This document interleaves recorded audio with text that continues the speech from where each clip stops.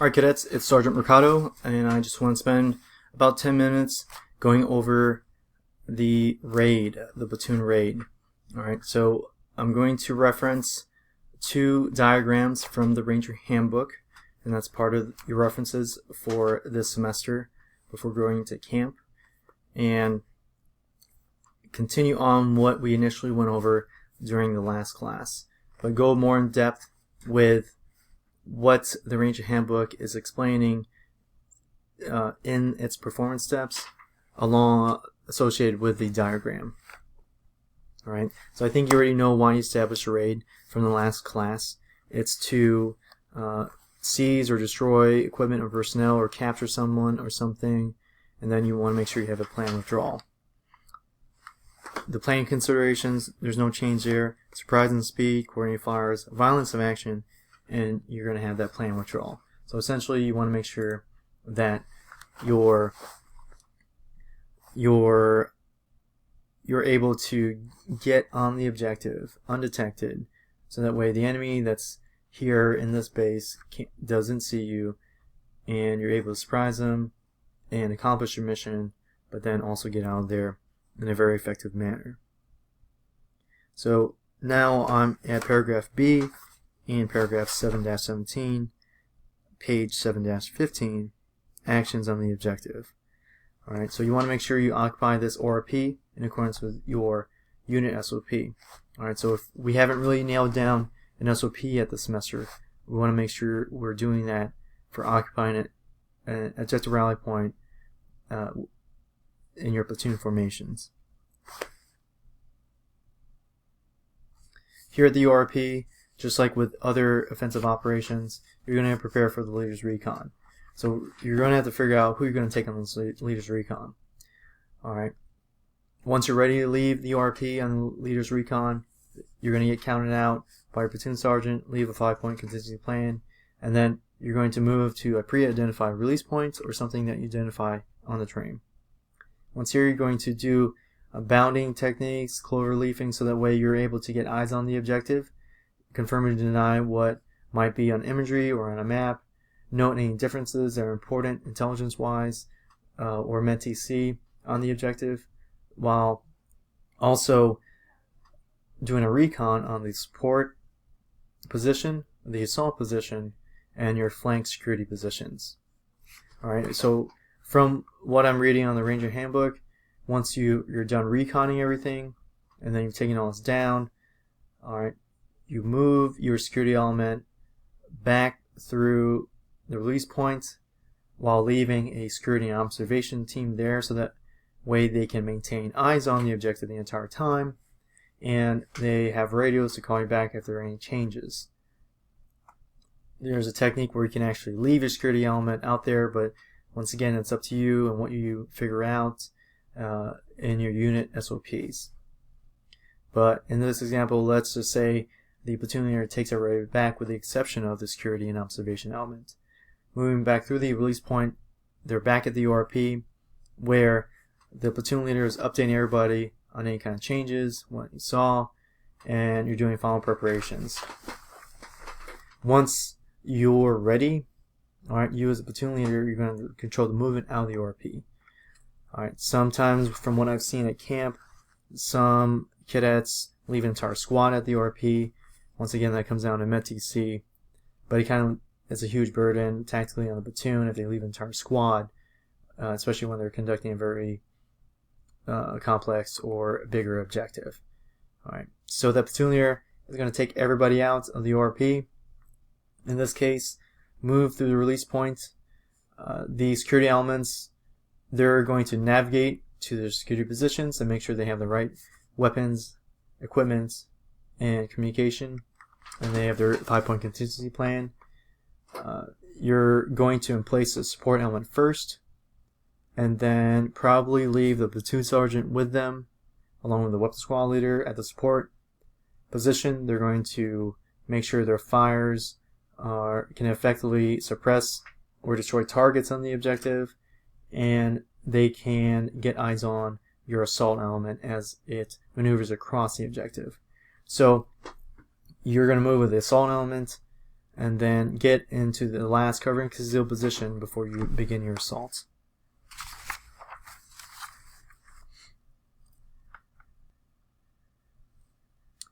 Alright, so let's just say everybody is staged in their positions.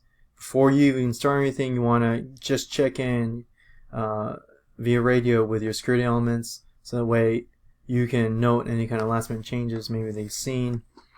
If, for instance, the enemy has gotten plussed up numbers, if they had any kind of vehicles show up with more personnel, enemy personnel.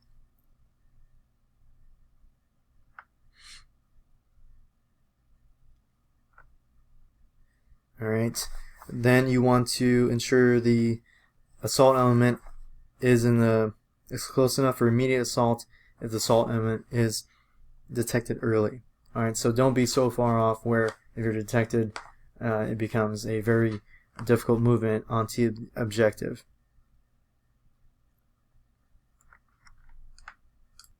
Alright, so once everybody's ready, then you're going to begin with the support element. The support element is going to initiate fire. Once you gain fire superiority, the platoon leader directs the assault element to move toward the objective. The assault element holds fire until engaged, or until ready to penetrate the objective.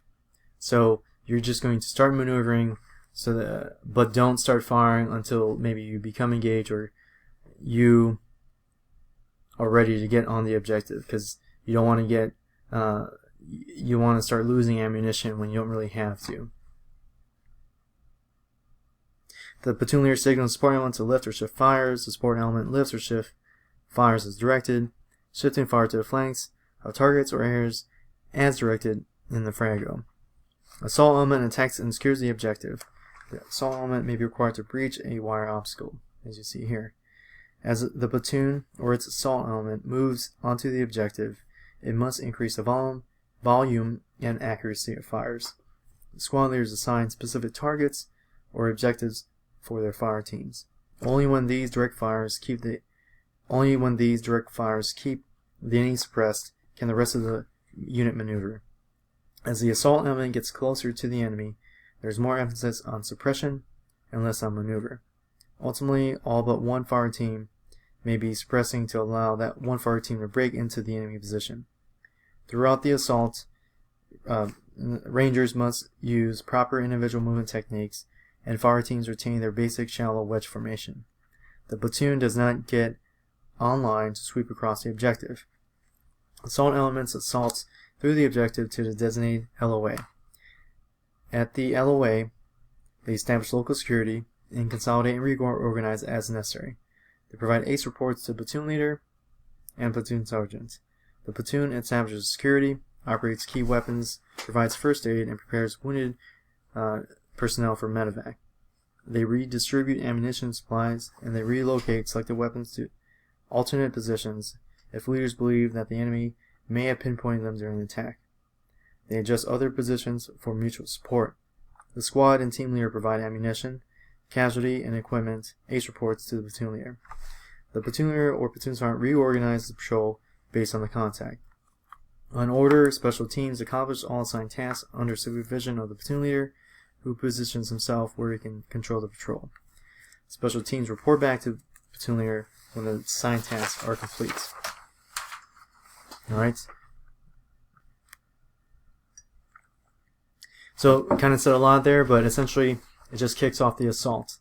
So, it looks like this rectangle, but don't think of it like that. Just think of it as that you get two squads in a line, but they're still in a wedge, and you have to break across this objective or this obstacle somehow, whether you cut the wire, you blow it up, or you jump over it, and then your fire teams are still under the direct control of maybe a team leader, or they're taking the initiative individually or from their squad leader, and they're maneuvering on the objective while other fire teams are suppressing so they can move. So it's just very simply cover me while I move. Alright, you do not just stand everybody up in a single file line and move across the objective. Once you get to your limited advance, you want to make sure that you establish security. You want to reposition people as necessary, send out your special teams, and then make sure your leaders are controlling these special teams and personnel, so that way they give you their ACE reports, and everything's being controlled in a very effective and efficient manner. Once you're done in the objective, you're going to get ready to withdraw. Alright, so you want to use some kind of pre-raid signal. I think last week we established red, white, and blue. The assault line begins an organized withdrawal from the objective site, maintaining control and security throughout the withdrawal. The assault element bounds back near the original assault line and begins an accurate count. So let me read that again. The assault element bounds back near the original assault line and begin a single file withdrawal through the APL's choke point. All rangers must move through the choke point for an accurate count. Once the element is a safe distance from the objective and the hit count is confirmed, the platoon can withdraw to the support element. If the support element were part of the assault line, they will withdraw together, and security is signaled to withdraw. Once the support is a safe distance off the objective, they notify the platoon leader, who contacts the security element and signals them to withdraw. All security teams link up at the release point and notify the platoon leader before moving to the ORP.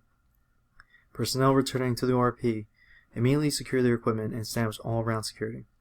Once the security element returns, the platoon leader moves out of the objective as soon as possible, normally in 2 or 3 minutes. Before withdrawing, the demo team activates demo and charges. Support element or designated personnel and the assault element maintain security during the withdrawal. The leaders report updated accountability and status. Squads withdraw from the objective in the order designated in the Frago. Ultimately, you want to account for all personal equipment, disseminate information, redistribute ammunition, and the platoon reports mission accomplishment to higher. Alright, so just to summarize that section of the Ranger Handbook. Alright, once you're complete on the LOA and then you start withdrawal, you want to just do it in organized fashion. So in this case, the assault element started first. They move through some type of designated points, so that way you're not leaving people behind or they're getting lost. Then your support element, then your security element bounce back, and it's just all controlled in a technique that you figure out. Or in this case, they're all moving through a choke point pre-established or established by the platoon leader or platoon sergeant, so that way you get 100% accountability before you're completely off that objective. Alright, so I hope this, so the goal today was, for this video, was just to go over the Ranger Handbook, performance steps for a raid, and just to give you a little bit more insight. So this replaces the in-class lecture.